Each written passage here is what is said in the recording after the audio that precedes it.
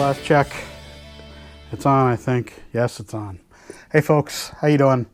Today I'm going to talk about a hot button topic. Hot button magnet topic? Oh, that's bad. Magnets.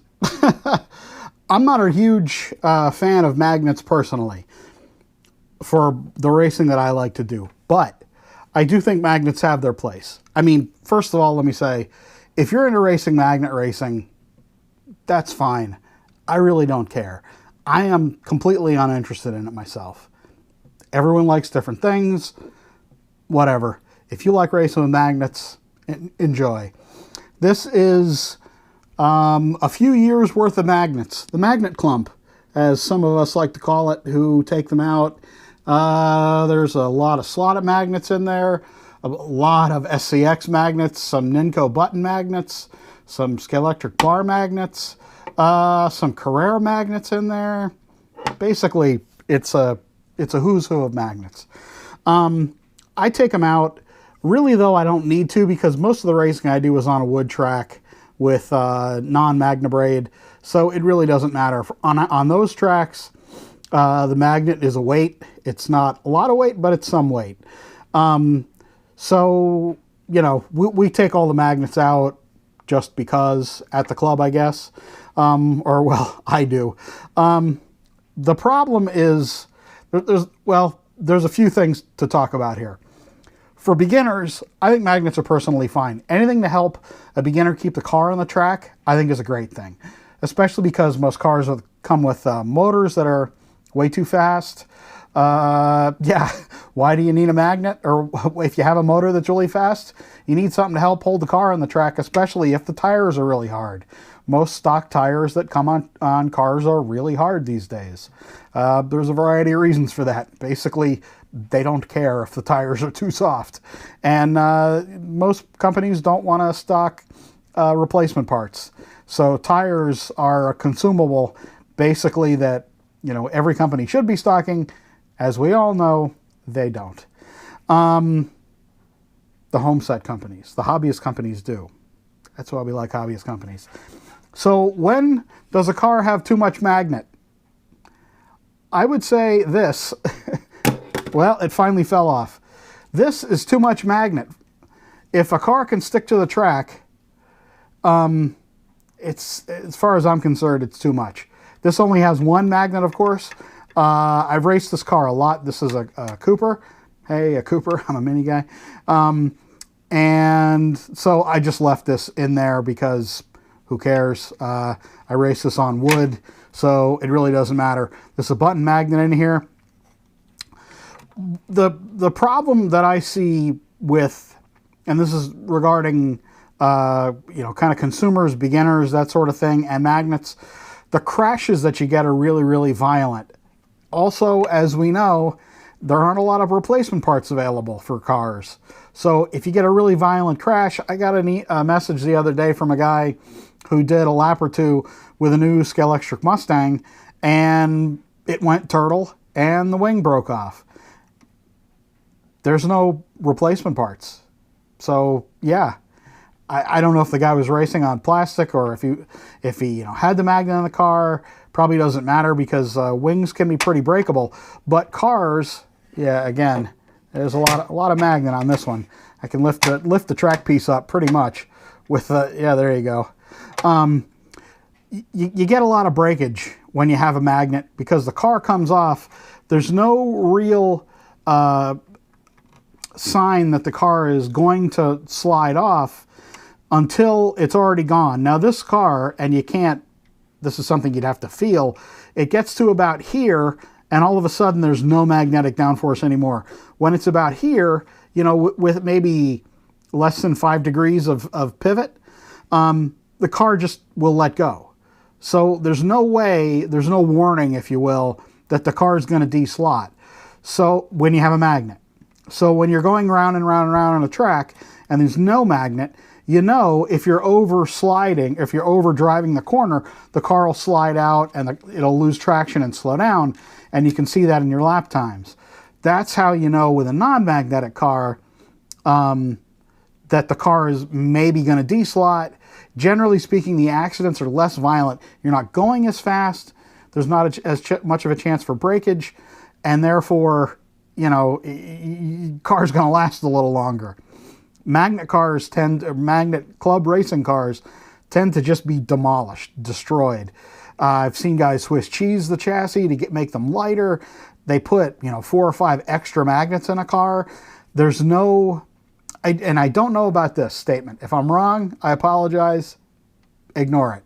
I used to have a magnet marshal. A magnet marshal was a scale that you put on the track, that you turned on, and it pulled a measuring device in the scale, and it would attract it, and it would tell you the magnetic pull of each magnet in the car. So that way you could gauge how much magnetic downforce the car had. As far as I know, those aren't made anymore. The one I had was stolen. Thanks for that. That was pretty awesome. And so, you know, if you don't have a magnet marshal, if you don't have something to test magnetic downforce, every one of these magnets is going to be slightly different. Even the same type of magnet, these, I believe, are both SCX magnets. These little guys right there. Can you see them? Sure, you can see them. Those would be, those probably would have different magnetic downforces. Downforce pulls, whatever. When you adjust, and here's the magnet carrier that goes under the car, and it's adjustable. When you adjust, you know, an infinitesimal amount, half a screw turn to adjust the magnet down to the track so it's a little closer, half a screw turn can be a tremendous amount of difference in magnetic downforce. If there's no way to test that commercially available, and again, I apologize if you can still get one. I'd love to get another magnet marshal. There's no way to test that. You have no idea how much magnetic downforce you have on a car. If you're racing them against somebody who has, you both have, you know, 4 extra magnets from Professor Motor, the rare earth gold magnets, or whatever you got, you know, you got all this mess in there, and it's sticking to the track. Will that hold it all? Yeah, sure. Yeah, sort of. Anyway. It's just, there's no way to test any of this. There's no way to make it fair. So I really personally don't like that. Again, if you're a magnet racer, fine, enjoy it. This is me personally. I don't like the idea of adding more magnets to a car because you can't drive it because it's too fast, especially not for a beginner. And that's where most of these videos are aimed at beginners. Don't add an extra magnet to the car if you're a beginner and the car is sliding off the track. Learn to drive the car. Now, I've been talking with my friends at Slot Car Corner. These folks sponsored, that was stupid, I know. These folks sponsored this video, and I was talking with Steve the other day about magnets, and, you know, we go back and forth. He's not a magnetic racer as well. We were talking back and forth, just kind of our thoughts about magnet racing, because I knew I wanted to do this video. It causes a lot of damage. The cars, when you set up a car for magnet racing, if you try setting it up for non-magnetic racing first, that means smoothing the car out, truing the wheels, truing the tires, making sure the pod floats nicely, making sure the body floats nicely. Set up a car for non-mag racing. If it's fast with no magnet, and you put the magnet back in, it's going to be faster than it was before you started still with the magnet, okay? So the idea, you know, okay, you don't really want to race this car, you would non-mag, take the magnet out, true the tires, true the wheels, do a little bit of tuning here and there, do some test laps, time yourself. You need to time yourself because you need to know if the car is actually going faster or not. And then put the magnet back in. I can almost guarantee you're going to be faster with the magnet because you've improved the car. You made it nice and smooth. Basically, a magnet will help you stay on the track, and it smooths out the inconsistencies in tires, in wheels, in maybe gear wobble, in axle wobble if the axles aren't, you know, concentric. That's what a magnet helps kind of hide, basically.